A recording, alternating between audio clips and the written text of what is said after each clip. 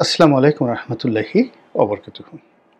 সম্মানিত দর্শক, বিএনপির একজন ডিফ্যাক্টো পাওয়ারফুল নেতা, অত্যন্ত শক্তিশালী নেতা। রাজনৈতিকভাবে তার কোনো দলে ওরকম পদপদবি না থাকলেও বিএনপির যে পেশাজীবী পাওয়ার রয়েছে, পেশাজীবীদের যে শক্তি রয়েছে, সেই শক্তিমত্তার সবচাইতে যে গুরুত্বপূর্ণ সেক্টর সেটা হলো সচিবালয়। এবং যিনি সেই সচিবালয়ের পুরো রাজনীতি বিএনপির পক্ষে নিয়ন্ত্রণ করছেন, মানে এই শেখ হাসিনার পতনের পর থেকে আজ অবধি। সেই ভদ্রলোকের নাম জনাব আব্দুস সাত্তার।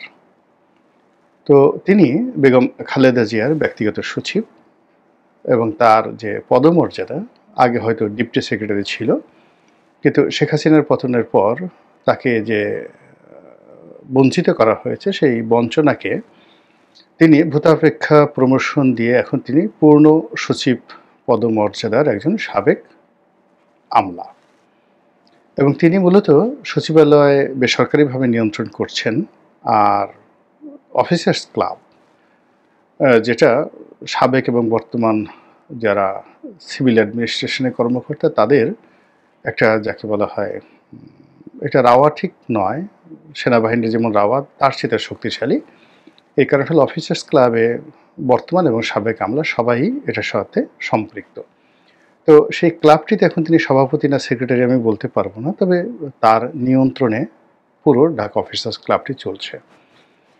এবং এই অফিসার্স ক্লাব যাদের নিয়ন্ত্রণে থাকে, তাদের নিয়ন্ত্রণে সচিবালয় থাকে, এবং তারাই রাষ্ট্র ক্ষমতায় আছে বলে দীর্ঘদিন ধরে আমরা জানি। তো মিস্টার সাত্তার, তার এই মুহূর্তে তিনটি পরিচয়। প্রথম পরিচয় হলো তিনি বিএনপির power house, supreme power house Begum Khaleda Zia তার ব্যক্তিগত সচিব, জনাব তারেক রহমানের বিশ্বস্ত ভ্যানগার্ড, এক নম্বর ভ্যানগার্ড, মানে কর্মকর্তাদের মধ্যে, অফিস বেয়ারার যাদেরকে বলা হয় তাদের মধ্যে।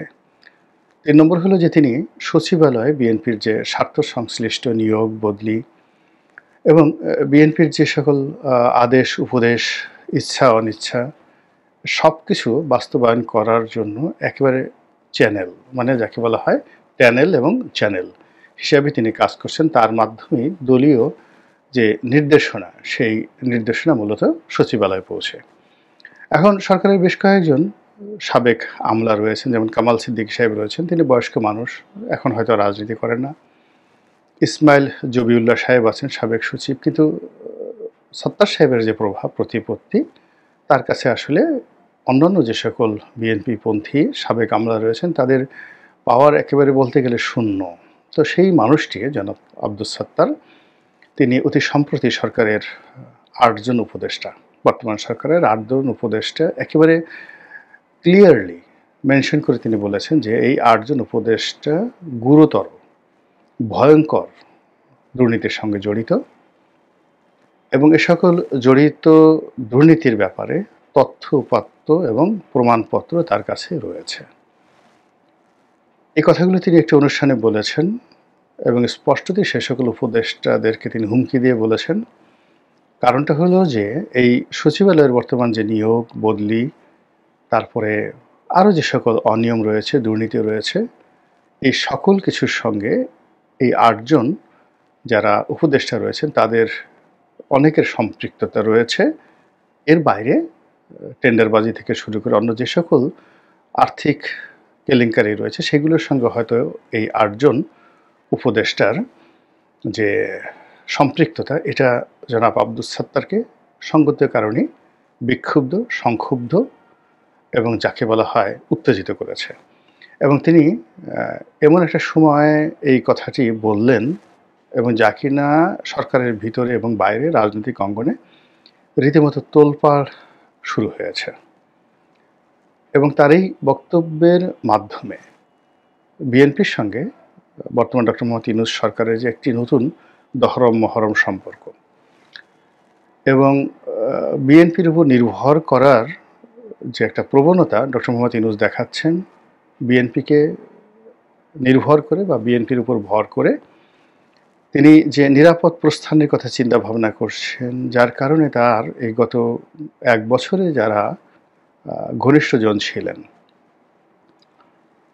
যারা তাকে ক্ষমতায় বসিয়েছেন বলে তিনি গর্ব ভরে বলতেন, এবং গত ১২ মাসে ক্ষমতা পরিচালনার জন্য যারা, যাকে বলা হয় পাওয়ার উইংস হিসাবে কাজ করেছেন, সে সকল রাজনৈতিক দল, ব্যক্তি, গোষ্ঠী, বলতে গেলে সবাই ১৮০ ডিগ্রি অ্যাঙ্গেলে ডক্টর মোহাম্মদ ইউনূস থেকে দূরে সরে গিয়ে রাগে, ক্ষোভে, অভিমানে তারা এখন নিজেদের মানে গালে তারা নিজেরা খামচি দিতে যাওয়ার চেষ্টা করছেন। এ কি হলো? তো সেই অবস্থাতে জনাব সাত্তারের এই বক্তব্য সব মহলের সকল হিসাবকে এলোমেলো করে দিয়েছে। প্রথমত যে বিএনপির সঙ্গে কি সরকারের সম্পর্ক ভালো যাচ্ছে না? বিএনপি কি এই সম্পর্কটা রাখতে চাচ্ছে? নাকি এই মুহূর্তে যখন সরকার একেবারে নির্বাচনের ট্রেন্ড চালু করে দিয়েছে, নির্বাচন হওয়া মানেই সকল কিছু বিএনপির নিয়ন্ত্রণে, এবং খুব দ্রুত, অর্থাৎ নির্বাচনের তফসিল যদি ঘোষণা হয় ডিসেম্বর মাসে, বলতে গেলে অক্টোবর নভেম্বর থেকে পুরো বাংলাদেশের প্রশাসন থেকে শুরু করে সব কিছুই অলিখিতভাবে বিএনপির নিয়ন্ত্রণে চলে যাবে। এটাই বাস্তবতা।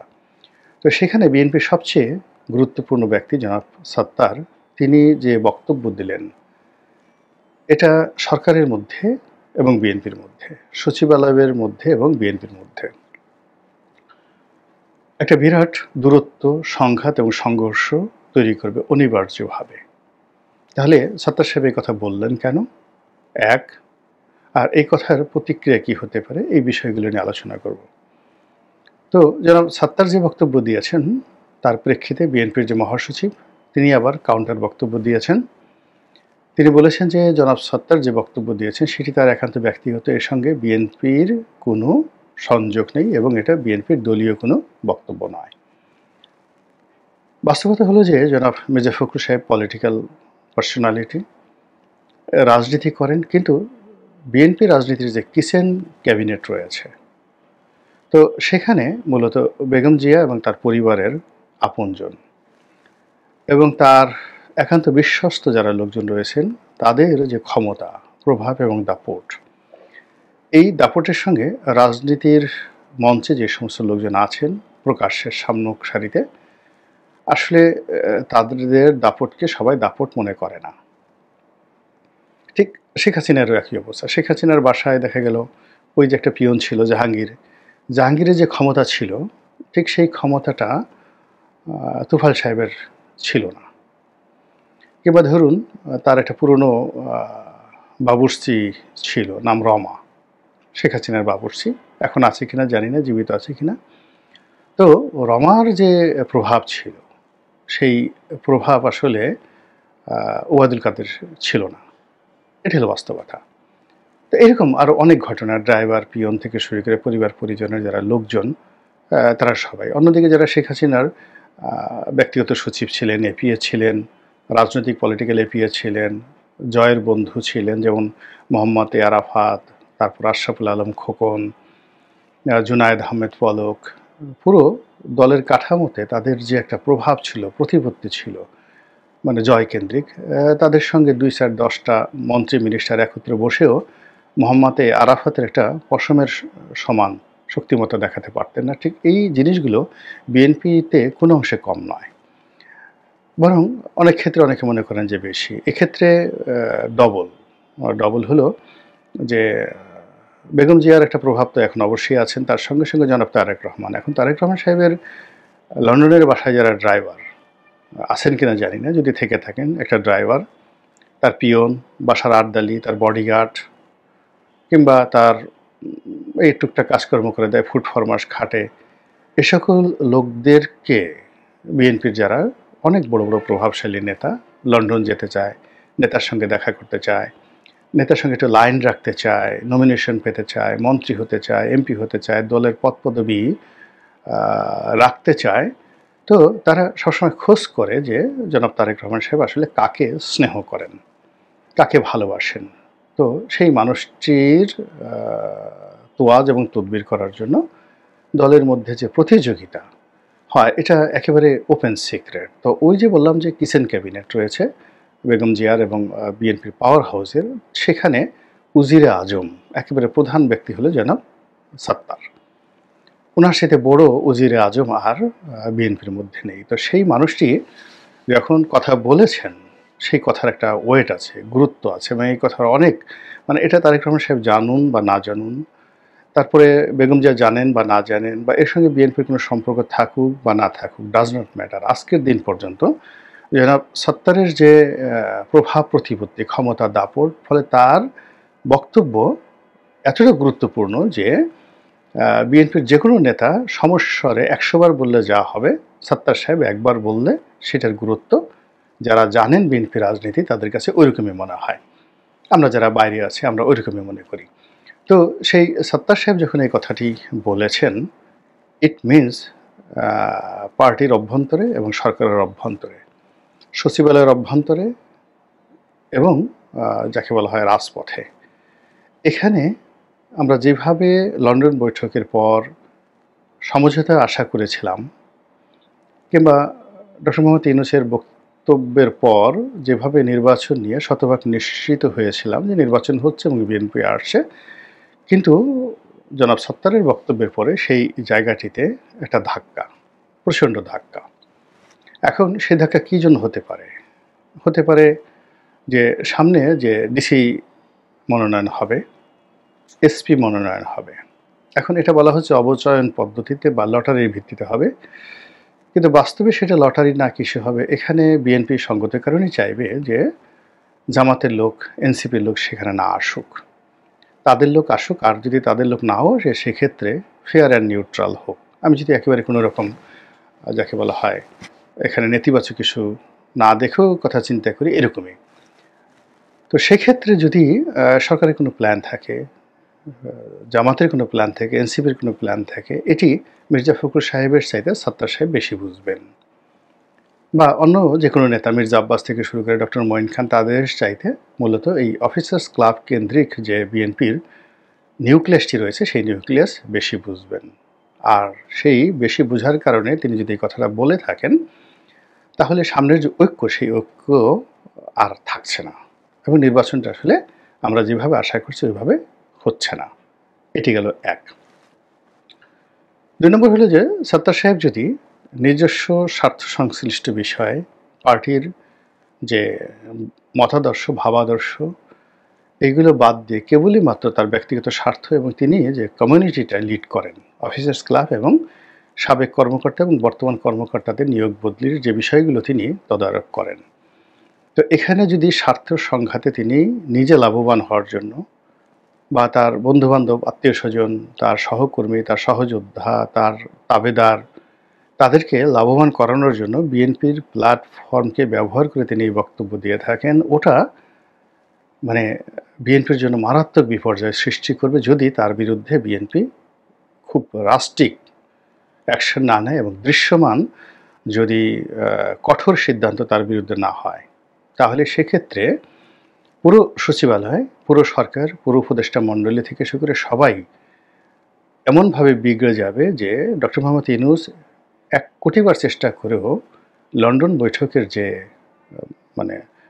ঐক্যমত, সেই ঐক্যমতটি বাস্তবায়ন করতে পারবেন না নির্বাচনের মাধ্যমে। এর কারণ হলো যে 8 জন উপদেষ্টাকে টার্গেট করা হয়েছে বা বলা হয়েছে, উনি নাম বলেননি, কিন্তু লোকজন মোটামুটি নিজেরা একটা যাকে বলা হয় প্রেডিকশন তারা করে ফেলেছেন।